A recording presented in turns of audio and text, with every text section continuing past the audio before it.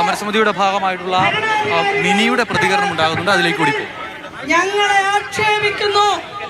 232 രൂപ കൂലി അത് ഞങ്ങൾക്ക് മതിയാവില്ലെന്ന് പറയുമ്പോൾ ഞങ്ങളെ വീണ്ടും വീണ്ടും ആക്ഷേപിച്ചൊറ്റപ്പെടുത്താൻ ശ്രമിക്കുന്നു. ഈ ആക്ഷേപങ്ങൾ ഞങ്ങൾ പൊറുക്കില്ല, കേരള സമൂഹം പൊറുക്കില്ല.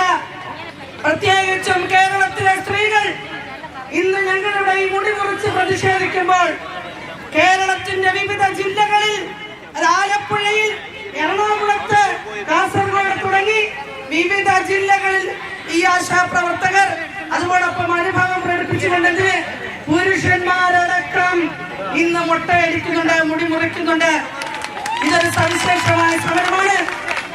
അനീതിക്കെതിരെ, അന്യായത്തിനെതിരെ തൊഴിലാളികൾ പണിമുടക്കിക്കൊണ്ട് അവർ സമരത്തിലേക്ക് പോകുമ്പോൾ അവരെ ഒറ്റപ്പെടുത്തി ആക്രമിച്ച് ഇല്ലാതാക്കാൻ ശ്രമിക്കുന്ന ഭരണാധികാരികൾക്കുള്ള താക്കീത് കൂടിയാണിത്. ഞങ്ങളല്ല ആദ്യമായിട്ട് ചെയ്തത്. ഇവിടെ നേരത്തെ ശ്രീമതി പി ഉഷ പറഞ്ഞതുപോലെ ലോകത്ത് നടക്കാറുണ്ട്. പക്ഷേ ഇടതുപക്ഷമെന്ന് അവകാശപ്പെടുന്ന ഈ ഗവൺമെന്റ് അതിന്റെ സ്വഭാവം ഉപേക്ഷിച്ചുകൊണ്ട് വലതുപക്ഷത്തേക്ക് പോയിക്കൊണ്ട് നമ്മളെ ഈ തെരുവിലിട്ട് കൊല്ലാക്കൊല ചെയ്യാൻ ശ്രമിക്കുമ്പോൾ സ്ത്രീകളുടെ പ്രതിഷേധമാണിത്. ഞങ്ങൾക്ക് കരച്ചു വരുത്താൻ നിങ്ങൾ കാണുന്നില്ലേ? ഞങ്ങളെ മുഴുവൻ ആശാവർക്കർമാരും തല ഉയർത്തിപ്പിടിച്ചിട്ടാണ് ഈ മുടി മുറിക്കാൻ എത്തിയിരിക്കുന്നത്. ആരും കരയില്ല. അങ്ങനെ കരഞ്ഞ് തലതാഴ്ത്തി പോകാൻ ഞങ്ങൾ തീരുമാനിച്ചിട്ടില്ല.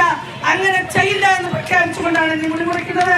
ഇന്നിവിടെ നടക്കുന്ന ഈ മുടി മുറി ഇത് ഈ കേരളമെമ്പാടും പടരട്ടെ എന്ന് ഞങ്ങൾ ആവശ്യപ്പെടുകയാണ്.